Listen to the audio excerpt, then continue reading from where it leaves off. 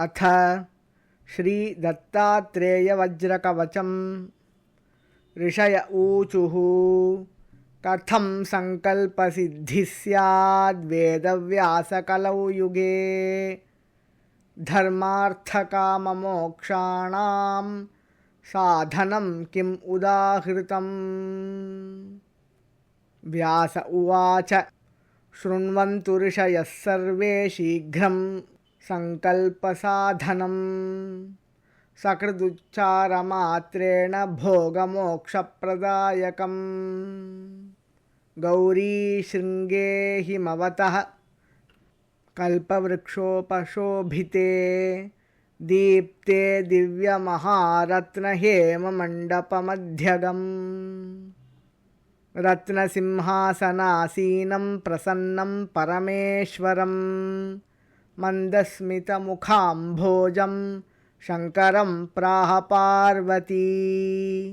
श्रीदेव्युवाच देवदेव महादेव लोकशङ्कर शङ्कर। मन्त्रजालानि सर्वाणि यन्त्रजालानि कृत्स्नशः। तन्त्रजालान्यनेकानि मया त्वत्तः श्रुतानि वै। इदानीं द्रष्टुमिच्छामि विशेषेण महीतलम्। इत्युदीरितमाकर्ण्य पार्वत्या परमेश्वरः करेणामृज्य सन्तोषात् पार्वतीं प्रत्यभाषत। मयेदानीं त्वया सार्धं वृषमारुह्य गम्यते। इत्युक्त्वा वृषमारुह्य पार्वत्या सह शङ्करः ययौ भूमण्डलं द्रष्टुं गौर्याश्चित्राणि दर्शयन्। क्वचित् विन्ध्याचलप्रान्ते महारण्ये सुदुर्गमे तत्र व्याहर्तुमायान्तं भिल्लं परशुधारिणं वध्यमानं महाव्याघ्रं नखदंष्ट्राभिरावृतम्। अतीव चित्रचारित्र्यं वज्रकायसमायुतम् अप्रयत्नमनायासमखिलं सुखमास्थितम्। पलायन्तं मृगं पश्चाद्व्याघ्रो भीत्या पलायितः। एतदाश्चर्यमालोक्य पार्वती प्राह शङ्करम्। श्रीपार्वत्युवाच किमाश्चर्यम् अग्रे शम्भो निरीक्ष्यताम्। इत्युक्तः स ततः शम्भुः दृष्ट्वा प्राह पुराणवित्। श्रीशङ्कर उवाच गौरि वक्ष्यामि ते चित्रम् अवाङ्मानसगोचरम्। अदृष्टपूर्वमस्माभिर्नास्ति किञ्चिन्न कुत्रचित्। मया सम्यक् समासेन वक्ष्यते शृणु पार्वति। अयं दूरश्रवा नाम भिल्लः परमधार्मिकः। समित्कुशप्रसूनानि कन्दमूलफलादिकं प्रत्यहं विपिनं गत्वा समादाय प्रयासतः। प्रिये पूर्वं मुनीन्द्रेभ्यः प्रयच्छति न वाञ्छति। तेऽपि तस्मिन्नपि दयां कुर्वते सर्वमौनिनः। दलादनो महायोगी वसन्नेव निजाश्रमे कदाचिद् अस्मरत् सिद्धं दत्तात्रेयं दिगम्बरम्। दत्तात्रेयः स्मर्तृगामी चेतिहासं परीक्षितुं तत्क्षणात् सोऽपि योगीन्द्रो दत्तात्रेयः समुत्थितः। तं दृष्ट्वाश्चर्यतोषाभ्यां दलादनमहामुनिः सम्पूज्याग्रे निशीदन्तं दत्तात्रेयमुवाच तम्। मयोपहूतः सम्प्राप्तो दत्तात्रेय महामुने स्मर्तृगामी त्वमित्येतत् किं वदन्ती परीक्षितुम्। मयाद्य संस्मृतोऽसि त्वम् अपराधं क्षमस्व मे। दत्तात्रेयो मुनिं प्राह मम प्रकृतिरीदृशी। अभक्त्या वा सुभक्त्या वा यस्मरेन्मामनन्यधीः तदानीं तम् उपागत्य ददामि तदभीप्सितम्। दत्तात्रेयो मुनिं प्राह दलादनमुनीश्वरम्। यदिष्टं तद्वृणीष्वत्वं यत्प्राप्तोऽहं त्वया स्मृतः। दत्तात्रेयं मुनिः प्राह मया किमपि नोच्यते, त्वच्चित्ते यत् स्थितं तन्मे प्रयच्छ मुनिपुङ्गव। श्रीदत्तात्रेय उवाच ममास्ति वज्रकवचं गृहाणेत्यवदन्मुनिम्। तथेत्यङ्गीकृतवते दलादनमुनये मुनिः। स्ववज्रकवचं प्राह ऋषिश्छन्दपुरःसरम्। न्यासं ध्यानं फलं तत्र प्रयोजनमशेषतः। अस्य श्री दत्तात्रेय वज्रकवचस्तोत्रमन्त्रस्य किरातरूपी महारुद्र ऋषिः अनुष्ठुप् छन्दः। श्री दत्तात्रेयो देवता द्रां बीजम् आं शक्तिः क्रौं कीलकम्। ॐ आत्मने नमः। ॐ द्रीं मनसे नमः। ॐ आं ध्रीं श्रीं सौः ॐ क्लां क्लीं क्लूं क्लैं क्लौं क्लः। श्रीदत्तात्रेयप्रसादसिद्ध्यर्थे जपे विनियोगः। अथ करन्यासः। ॐ द्रां अङ्गुष्ठाभ्यां नमः। ॐ द्रीं तर्जनीभ्यां नमः। ॐ द्रूं मध्यमाभ्यां नमः। ॐ द्रैं अनामिकाभ्यां नमः। ॐ द्रौं कनिष्ठिकाभ्यां नमः। ॐ द्रः करतलकरपृष्ठाभ्यां नमः। अथ हृदयादिन्यासः। ॐ द्रां हृदयाय नमः। ॐ द्रीं शिरसे स्वाहा। ॐ द्रूं शिखायै वषट्। ॐ द्रैं कवचाय हुम्। ॐ द्रौं नेत्रत्रयाय वौषट्। ॐ द्रः अस्त्राय फट्। ॐ भूर्भुवस्वरोमिति दिग्बन्धः। अथ ध्यानम्। जगदङ्कुरकन्दाय सच्चिदानन्दमूर्तये दत्तात्रेयाय योगीन्द्रचन्द्राय परमात्मने। कदा योगी कदा भोगी कदा नग्नः पिशाचवत् दत्तात्रेयो हरिः साक्षात् भुक्तिमुक्तिप्रदायकः। वाराणसीपुरस्नायी कोल्हापुरजपादरः माहुरीपुरभिक्षाशी साह्यशायी दिगम्बरः। इन्द्रनीलसमाकारश्चन्द्रकान्तिसमद्युतिः वैडूर्यसदृशस्फूर्तिश्चलत् किञ्चिज्जटाधरः। स्निग्धधावल्ययुक्ताक्षो अत्यन्तनीलकनीनिकः भ्रूवक्षश्मश्रुनीलाङ्कः शशाङ्कसदृशाननः। हासनिर्जितनीहारः कण्ठनिर्जितकम्बुकः मांसलांसो दीर्घबाहुः पाणिनिर्जितपल्लवः। विशालपीनवक्षाश्च ताम्रपाणिर्दलोदरः पृथुलश्रोणिललितो विशालजघनस्थलः। रम्भास्तम्भोपमानोरुर्जानुपूर्वैकजङ्घकः गूढगुल्फः कूर्मपृष्ठो लसत्पादोशरिस्थलः।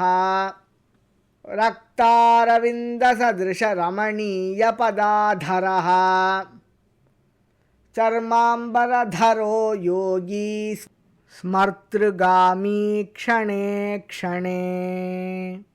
ज्ञानोपदेशनिरतो विपद्धरणदीक्षितः सिद्धासनसमासीन ऋजुकायो हसन्मुखः वामहस्तेन वरदो दक्षिणेनाभयङ्करः बालोन्मत्तपिशाचीभिः क्वचिद्युक्तः परीक्षितः त्यागी भोगी महायोगी नित्यानन्दो निरञ्जनः सर्वरूपी सर्वदाता सर्वगः सर्वकामदः भस्मोद्धूलितसर्वाङ्गो महापातकनाशनः भुक्तिप्रदो मुक्तिदाता जीवन्मुक्तो न संशयः एवं ध्यात्वानन्यचित्तो मद्वज्रकवचं पठेत् मामेव पश्यन् सर्वत्र समया सह सञ्चरेत् दिगम्बरं भस्मसुगन्धलेपनं चक्रं त्रिशूलं डमरुं गदायुधं पद्मासनं योगिमुनीन्द्रवन्दितं दत्तेति नामस्मरणेन नित्यम् अथ पंचोपचारैः सम्पूज्य ॐ द्राम् इति अष्टोत्तरशतवारं जपेत्। ॐ लं पृथिव्यात्मने गन्धं समर्पयामि। ॐ हं आकाशात्मने पुष्पैः पूजयामि। ॐ यं वाय्वात्मने धूपम् आग्रापयामि। ॐ रं अग्न्यात्मने दीपं दर्शयामि। ॐ वं अमृतात्मने अमृतं महानैवेद्यं निवेदयामि। ॐ सं सर्वात्मने सर्वोपचारैः पूजयामि। अथ कवचम्। ॐ दत्तात्रेयः शिरः पातु सहस्राब्जेषु संस्थितः भालं पात्वनसूयेयः चन्द्रमण्डलमध्यगः कूर्चं मनोमयः पातु हं क्षं द्विदलपद्मभूः ज्योतिरूपोक्षिणी पातु पातु शब्दात्मकः श्रुती नासिकां पातु गन्धात्मा मुखं पातु रसात्मकः जिह्वां वेदात्मकः पातु दन्तोष्ठौ पातु धार्मिकः कपोलावत्रिभूः पातु पात्वशेषं ममात्मवित् स्वरात्मा षोडशाराब्जस्थितः स्वात्मावताद्गलम् स्कन्धौ चन्द्रानुजः पातु भुजौ पातु कृतादिभूः जतृणी शत्रुजित् पातु पातु वक्षस्थलं हरिः कादिठान्तद्वादशारपद्मगो मरुदात्मकः योगीश्वरेश्वरः पातु हृदयं हृदयस्थितः पार्श्वे हरिः पार्श्ववर्ती पातु पार्श्वस्थितः स्मृतः हठयोगादियोगज्ञः कुक्षी पातु कृपानिधिः डकारादिफकारान्तदशार सरसीरुहे नाभिस्थले वर्तमानो नाभिं वह्न्यात्मकोऽवतु वह्नितत्त्वमयो योगी रक्षतान्मणिपूरकम् कटिं कटिस्थब्रह्माण्डवासुदेवात्मकोऽवतु बकारादिलकारान्तषट्पत्राम्बुजबोधकः जलतत्त्वमयो योगी स्वाधिष्ठानगोचरः अधिष्ठानं ममावतु सिद्धासनसमासीन ऊरू सिद्धेश्वरोऽवतु वादिशान्तचतुष्पत्रसरोरुहनिबोधकः मूलाधारं महीरूपो रक्षताद्वीर्यनिग्रही पृष्ठं च सर्वतः पातु जानुन्यस्तकराम्बुजः जङ्घे पात्ववधूतेन्द्रः पात्वङ्घ्री तीर्थपावनः सर्वाङ्गं पातु सर्वात्मा रोमाण्यवतु केशवः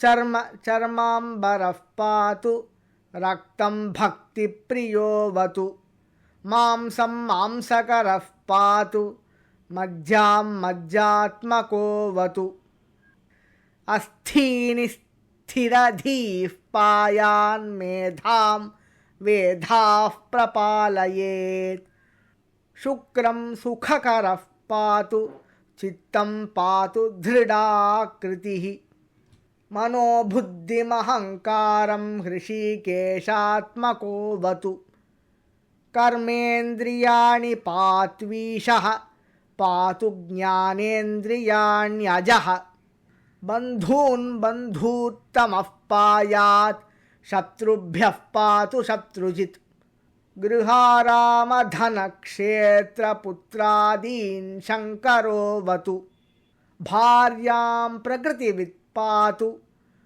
पश्वादीन् पातु शार्ङ्गभृत् प्राणान् पातु प्रधानज्ञो भक्ष्यादीन् पातु भास्करः सुखं चन्द्रात्मकः पातु दुःखात् पातु पुरान्तकः पशून् पशुपतिः पातु भूतिं भूतेश्वरो मम प्राच्यां विषहरः पातु पात्वाग्नेय्यां मखात्मकः यां यां धर्मात्मकः पातु नैऋत्यां सर्ववैरिहृत् वराहः पातु वारुण्यां वायव्यां प्राणदोऽवतु कौबेर्यां धनदः पातु पात्वेशान्यां महागुरुः ऊर्ध्वं पातु महासिद्धः पात्वधस्ताज्जटाधरः रक्षाहीनं तु यत्स्थानं रक्षत्वादिमुनीश्वरः एतन्मे वज्रकवचं यः पठेत् शृणुयादपि वज्रकायश्चिरञ्जीवी दत्तात्रेयोऽहमभ्रुवम् त्यागी भोगी महायोगी सुखदुःखविवर्जितः सर्वत्र सिद्धसङ्कल्पो जीवन्मुक्तोऽद्य इत्युक्त्वान्तर्दधे योगी दत्तात्रेयो दिगम्बरः दलादनोऽपि तज्जप्त्वा जीवन्मुक्तः स वर्तते भिल्लो दूरश्रवा नाम तदानीं श्रुतवानिदम् सकृच्छ्रवणमात्रेण वज्राङ्गो भवदप्यसौ इत्येतद्वज्रकवचं दत्तात्रेयस्य योगिनः श्रुत्वा शेषं शम्भुमुखात् पुनरप्याह पार्वती पार्वत्युवाच एतत्कवचमाहात्म्यं वद विस्तरतो मम कुत्र केन कदा जाप्यं किं यजाप्यं कथम् उवाच शम्भुस्तत्सर्वं पार्वत्या विनयोदितम् श्रीशिव उवाच शृणु पार्वति वक्ष्यामि समाहितमनाविलम् धर्मार्थकाममोक्षाणामिदमेव परायणम् अस्त्यश्वरथपादाति सर्वैश्वर्यप्रदायकम् पुत्रमित्रकलत्रादि सर्वसन्तोषसाधनम् वेदशास्त्रादिविद्यानां निधानं परमं हि तत् सङ्गीतशास्त्रसाहित्यसत्कवित्वविधायकम् बुद्धिविद्या स्मृतिप्रज्ञामतिप्रौढिप्रदायकम् सर्वसन्तोषकरणं सर्वदुःखनिवारणं शत्रुसंहारकं शीघ्रं यशः कीर्तिविवर्धनम् अष्टसङ्ख्या महारोगाः सन्निपातास्त्रयोदश षण्णवत्यक्षिरोगाश्च विंशतिर्मेहरोगकाः अष्टादश हि कुष्ठानि गुल्मान्यष्टविधान्यपि अशीतिर्वातरोगाश्च चत्वारिंशत्तु पैत्तिकाः विंशतिश्लेष्मरोगाश्च क्षयचातुर्थिकादयः मन्त्रयन्त्रकुयोगाद्याः कल्पतन्त्रादिनिर्मिताः ब्रह्मराक्षसवेताळ कूष्माण्डादिग्रहोद्भवाः सङ्गजाः देशकालस्थास्तापत्रयसमुत्थिताः नवग्रहसमुद्भूताः महापातकसम्भवाः सर्वे रोगाः प्रणश्यन्ति सहस्रावर्तनाद्ध्रुवम् अयुतावृत्तिमात्रेण वन्ध्या पुत्रवती भवेत् अयुतद्वितया वृत्त्या ह्यपमृत्युजयो भवेत् अयुतत्रितयाच्चैव खेचरत्वं प्रजायते सहस्रादयुतादर्वाक् सर्वकार्याणि साधयेत् लक्षावृत्त्या कार्यसिद्धिर्भवत्येव न संशयः विषवृक्षस्य मूलेषु तिष्ठन् वै दक्षिणामुखः कुरुते मासमात्रेण वैरिणं विकलेन्द्रियम् औदुम्बरतरोर्मूले वृद्धिकामेन जाप्यते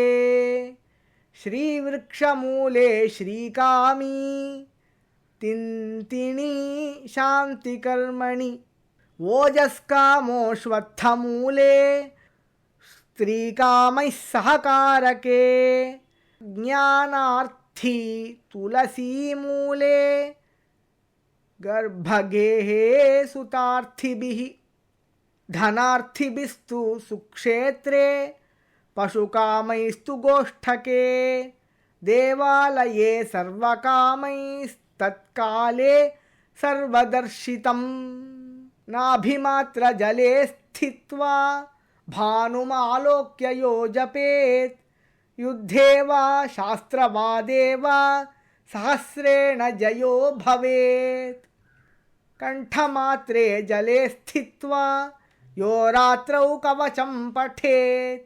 ज्वरापस्मारकुष्ठादितापज्वरनिवारणम् यत्र यत्स्यात् स्थिरं यद्यत् प्रशमं तन्निवर्तते तेन तत्र हि जप्तव्यं ततः सिद्धिर्भवेत् ध्रुवम् इत्युक्तवान् शिवो गौर्यै रहस्यं परमं शुभं यः पठेद्वज्रकवचं दत्तात्रेयसमो भवेत्। एवं शिवेन कथितं हिमवत्सुतायै प्रोक्तं दलादमुनये त्रिसुतेन पूर्वं यः कोऽपि वज्रकवचं पठतीह लोके दत्तोपमश्चरति योगिवरश्चिरायुः।